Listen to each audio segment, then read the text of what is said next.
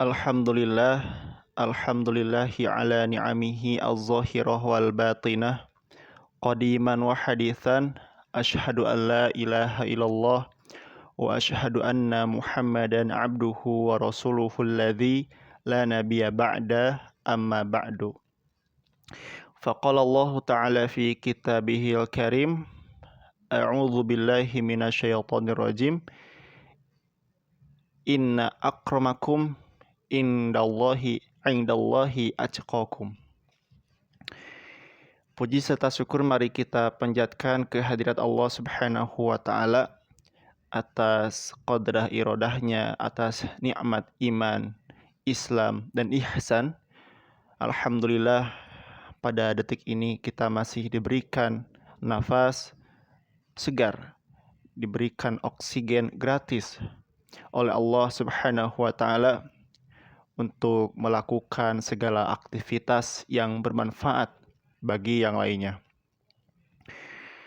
Rekan-rekan Rodotul Akli yang dimuliakan Allah, pada pembahasan ini saya akan mematerikan tentang hak asasi manusia dalam perspektif Islam. Kadang-kadang kita memahami hak asasi manusia atau HAM ini dengan pandangan atau kacamata barat. Karena memang HAM itu sendiri muncul atau lahir ketika Perang Dunia Kedua ini telah selesai. Maka ketika itu, dengan adanya HAM yang dikonsensuskan secara internasional oleh PBB pada tahun 1948,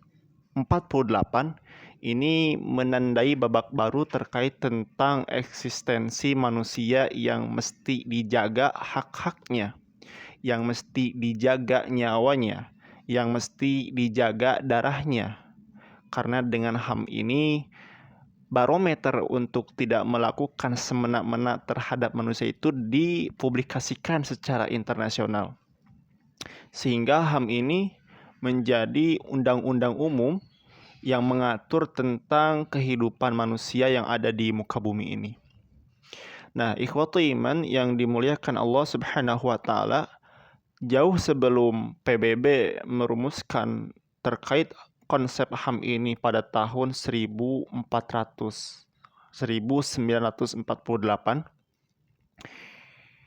1500 tahun yang lalu, Nabi kita, Nabi Muhammad SAW itu diutus ke muka bumi oleh Allah untuk menegakkan keadilan, ya, untuk menegakkan, menyetarakan hak-hak manusia, hak-hak sipil manusia, di antaranya ialah menghapus diskriminasi terhadap orang-orang selain daripada Arab. Makanya Islam datang itu sedikit demi sedikit menghapus perbudakan dengan adanya konsep memerdekakan hamba sahaya. Itu secara tidak langsung adalah wujud dari misi agama Islam ini membebaskan butir-butir perbudakan. Makanya dalam sebuah hadis yang diriwayatkan oleh Imam Ahmad, Rasulullah Shallallahu Alaihi Wasallam bersabda, la fadla li Arabi ala ajami, wala li ajami ala Arabi. Ketahuilah bahwa tidak ada yang lebih diagungkan bagi orang-orang Arab terhadap orang-orang asing, wala li ajami ala Arabi, dan tidak ada yang lebih diagungkan pula, yang lebih diutamakan pula bagi orang-orang non-Arab atas orang-orang Arab, wala ahmaro ala aswada, dan orang-orang yang berkulit merah atas orang-orang yang berkulit hitam, wala aswada ala ahmaro illa bitaqwa, dan tidak ada keutamaan bagi orang-orang yang berkulit hitam atas orang-orang yang berkulit putih illa bittaqwa, kecuali dengan ketakwaan kepada Allah Subhanahu wa taala. Maka ikhwatu iman rahimakumullah, barometer manusia dipandang mulia di sisi Allah itu ialah dengan ketakwaan. kita tidak bisa memungkirinya. Kita tidak bisa menetapkan bahwasanya yang paling mulia adalah orang Arab karena mereka yang pertama menerima wahyu. Tidak seperti itu. Tetapi yang paling mulia di sisi Allah itu apa? Orang-orang yang bertakwa di sisi Allah Subhanahu wa taala. Ini sesuai dengan firman Allah Subhanahu wa taala, "Inna akramakum 'indallahi atqakum." Bahwa sesungguhnya yang paling mulia di sisi Allah itu atqakum, ialah orang-orang yang paling bertakwa di antara kalian. Nah, ikhwati iman rahimakumullah, terkait tentang perbedaan HAM antara Islam juga HAM perspektif barat itu, ini mengacu kepada konsep yang filosofisnya pun ditarik lebih jauh, itu berbeda pula. Kalau HAM dalam konsep barat itu lebih antroposentris. Artinya apa? Artinya lebih mengutamakan individu, humanity manusia. Lebih mengutamakan keselarasan manusia, kesesuaian manusia yang undang-undang mengatur HAM ini dimunculkan atau dibuat oleh manusia itu sendiri. Ini berbeda dengan HAM dalam konsep Islam yang diwartakan secara filosofisnya itu teosentris atau berpusat pada Allah Subhanahu wa taala. Maka HAM dalam Islam itu, kita sebagai manusia itu objek dan Tuhan yaitu Allah Subhanahu wa taala sebagai subjeknya. Jadi kita mengatur hak-hak individu antar manusia itu menggunakan undang-undang, menggunakan had-had, menggunakan aturan-aturan yang telah Allah tetapkan. Ini selaras juga dengan bunyi dalam Al-Quran surat Al-Baqarah ayat ke-30. Wa idh qala rabbuka lil malaikati inni ja'ilu fil ardi khalifah. Bahwasanya wa idh qala rabbuka lil malaikah, ketika Allah berfirman kepada para malaikat, inni ja'ilun fil ardi khalifah, akan menjadikan sebuah makhluk baru menjadi khalifah, menjadi pengganti Allah di muka bumi. Maka ikhwati iman rahimakumullah, manusia itu adalah makhluk yang luar biasa mewahnya. Manusia itu adalah makhluk yang Allah lebih muliakan daripada makhluk-makhluk yang lainnya. Dengan apa? Dengan sebuah mandat khalifah, yaitu pengganti Allah di muka bumi ini.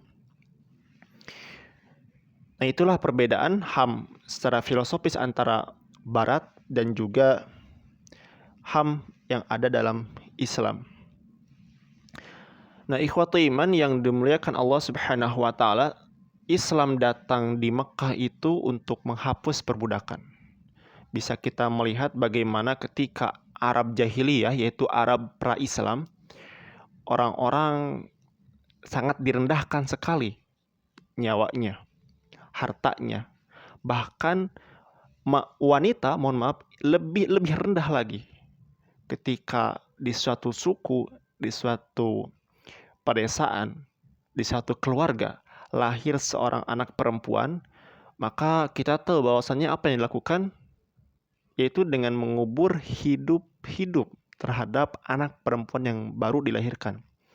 Karena memiliki sebuah pandangan bahwa anak perempuan itu pembawa sial, anak perempuan itu tidak memiliki apa-apa, tidak ada fungsinya. Maka tatkala Islam hadir di sana, Nabi Muhammad diutus di sana mengangkat derajat wanita, mengangkat hak-hak sipil lainnya, orang-orang selain daripada Arab agar selaras dengan yang lainnya. Makanya kita bisa melihat dalam sejarah Rasulullah Shallallahu Alaihi Wasallam itu membangun sebuah negara, membangun sebuah daulah yang didasari pada prakarsa konsensus orang-orang Madinah yang diwujudkan dalam Piagam Madinah. Yang mana dalam Piagam Madinah ini adanya kemajemukan, keberagaman, persatuan antara orang-orang yang bukan saja beragama Islam, tetapi mereka orang-orang Nasrani, orang-orang Yahudi yang bersatu padu dalam bingkai Piagam Madinah ini untuk sama-sama menjalankan aktivitas bernegara. Ketika ada ancaman muncul, ada invasi muncul, maka yang bergerak itu satu sama lain, tidak memandang orang-orang itu beragama apa. Orang Islam, mari kita berlibat. Nasrani berlibat juga, apalagi Yahudi ketika Madinah nantinya diserang. Maka itu yang ada dalam Piagam Madinah. Jadi betapa humanity-nya atau betapa HAM-nya Islam lebih dari HAM Barat itu sendiri. Maka saya sungguh heran sekali terhadap konsep HAM yang dihembuskan Barat ini. Katanya hak asasi manusia, yaitu mereka benar-benar melindungi hak-hak dasar yang melekat pada setiap individu manusia sejak lahir tanpa melihat ras, agama, budaya, ataupun hidup di negara manapun. Tetapi ketika dihadapkan terhadap masalah Palestina misal, betul kan?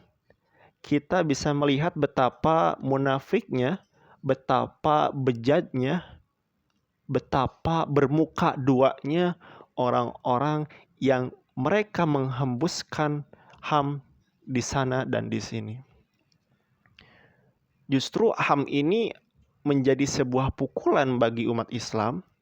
HAM ini menjadi pengebiri terhadap eksistensi Islam, yang mana umat Islam tidak boleh menggunakan aturan-aturan atau undang-undang yang telah Allah kasih kepada manusia yang beragama Islam. Ikhwatu iman yang dimuliakan Allah Subhanahu wa ta'ala. Oleh karenanya, kita sebagai manusia itu kadang-kadang tidak bisa mengetahui wujud eksistensi manusia itu sendiri. Malah Allah yang lebih mengetahui terkait manusia daripada manusia itu sendiri. Bisa diibaratkan misalkan saya mempunyai sebuah laptop. Dan laptop ini dia tidak bisa mengetahui dirinya sendiri bahwasanya dia itu adalah laptop. Tetapi yang bisa mengetahui laptop ini adalah saya sebagai pemilik dari laptop tersebut. Nah, itulah terkait tentang eksistensi asasi manusia itu sendiri. Manusia tidak bisa mengerti terkait tentang dirinya sendiri kecuali yang menciptakan manusia. Siapa? Kalau bukan Allah Subhanahu wa ta'ala. Ikhwatu iman yang dimuliakan Allah Subhanahu wa ta'ala. Maka dalam Islam itu ada hak-hak kepada Allah atau hukukullah, dan juga hak-hak kepada manusia yang lainnya atau hukukul ibad. Apa itu hukukullah? Yaitu menekankan kewajiban manusia untuk mengabdi kepada Allah Subhanahu wa ta'ala. Kewajiban kita sebagai makhluk yang Allah ciptakan, yaitu mengabdi, menyembah hanya kepada Allah Subhanahu wa ta'ala. Kita menggunakan semua fasilitas yang telah Allah berikan, hukum-hukumnya, dan lain sebagainya. Itu hak hamba kepada Allah yang dijalankan, diwujudkan dalam hukukullah, yaitu hak-hak Allah. Kemudian ada yang dinamakan hukukul ibad, yaitu hak-hak seorang hamba, yang mana kita sebagai manusia itu eksistensi yang diciptakan oleh Allah menghargai terhadap sesama yang lainnya. Karenanya dalam wujud Islam itu telah terdiri beberapa butir-butir toleransi. Sebagaimana dalam Al-Quran disebutkan bahwasanya lakum dinukum waliyadin, untukmu agamamu dan untukku agamaku. Itu barometer toleransi dalam Islam. Bagaimana Islam ini betul-betul mengatur sikap toleransi yang benar-benar luar biasa, amazing, sehingga memang inilah realita dari toleransi itu sendiri. Bukan seperti misalkan yang dinamakan toleransi itu adanya Natalan, terus umat Islam malah datang ke gereja, terus ikut hadrohan misalkan. Bukan seperti itu. Tapi yang dinamakan dengan toleransi dalam Islam itu ialah kita menjalankan ibadah kita sendiri dan orang-orang di luar Islam mereka menjalankan ibadah mereka sendiri tanpa ikut campur, tanpa mencampur adukan ibadah mereka dengan ibadah kita dan ibadah kita dengan ibadah mereka. Atuh lir ibarat misalkan saya punya kopi, Mas Fati punya teh. Kita sama-sama menikmati kopi teh tanpa harus mencampuri kopi ke dalam teh dan teh ke dalam kopi. Itu yang disebut dengan toleransi. Lakum dinukum waliyadin, untukmu agamamu dan untukku agamaku. Inilah hukukul ibad, yaitu hak-hak seorang hamba. Mesti bisa saling toleransi. Kita umat Islam mesti bisa menjaga hak-hak orang-orang non-muslim juga. Darah mereka dijaga, kehidupan mereka dijamin keamanannya, harta, anak, dan lain sebagainya. Kemudian ikhwatu iman yang dimuliakan Allah Subhanahu wa taala, dalam Islam pun ada yang dinamakan dengan ad-daruriyatul khams, yaitu 5 hal yang harus dijaga. Yang pertama ada yang dinamakan dengan hifdzuddin, yaitu hak untuk mempertahankan agama dan kepercayaan tanpa paksaan. Bahwasanya dalam Islam kita tidak boleh memaksakan orang-orang Nasrani, orang-orang Yahudi, orang-orang selain Islam untuk memaksakan masuk ke agama Islam secara brutal, secara frontal. Itu tidak boleh. Kemudian yang kedua, ada hifdzun nasl, yaitu perlindungan terhadap keluarga dan keturunan. Bagaimana misalkan kita memelihara pergaulan keluarga kita, anak-anak kita dari pergaulan bebas yang bisa merusak harkat martabat muru'ah, menghancurkan reputasi keluarga dan juga kita selaku orang Islam. Kemudian yang ketiga ada hifdzun nafs, yaitu hak hidup dan keamanan bagi setiap individu. Bagaimana nyawa mereka dijaga, kehidupan mereka bebas untuk pergi kemanapun tanpa kita mengurung mereka di suatu tempat. Kemudian yang keempat, ada yang dinamakan dengan hifzul aql, yaitu hak kebebasan berpendapat dan perlindungan dari hal-hal yang merusak akal. Seperti misalkan judol. Nah, judi online itu bisa merusak akal itu. Nanti kita bisa memiliki worldview atau pandangan hidup kalau misalkan mencari profesi dari judi online. Itu bisa benar-benar merusak. Yang pertama, harta. Kemudian juga martabat kita di masyarakat. Kemudian juga dari hifz akal ini kita menjaga dari perilaku atau ideologi-ideologi yang menyimpang. Seperti ideologi fasisme. Tahu fasisme? Ideologi fasisme itu yang dicetuskan oleh Mussolini Benito, kalau tidak salah. Dia seorang fasis, orang benar-benar luar biasa rasis dari Italia. Kemudian dilanjutkan oleh Adolf Hitler yang menganggap bahwasanya ras Jerman Arya itu lebih unggul daripada ras yang lainnya. Ini kan tidak sejalan dengan nilai-nilai yang dibawa oleh Nabi Muhammad SAW. Maka mesti kita jauhi semua ideologi, pandangan-pandangan ataupun pola pikir yang menyimpang. Dan kemudian yang kelima ialah hifzul mal, yaitu menjaga kepemilikan dan harta kita, harta benda dari hal-hal yang memadorotkan, ya. Artinya kita bisa memberikan investasi harta untuk masa depan itu dengan lebih baik lagi. Seperti kita benar-benar menjaga harta dari perilaku atau perbuatan riba. Menjaga harta dari peminjaman online yang memang didasari tidak mempersiapkan secara pasti, yang nantinya itu bisa menghancurkan keluarga kita. Makanya Islam betul-betul sangat menjaga semua lini, semua elemen, semua konsep-konsep yang didasari pada ajaran Islam itu sendiri.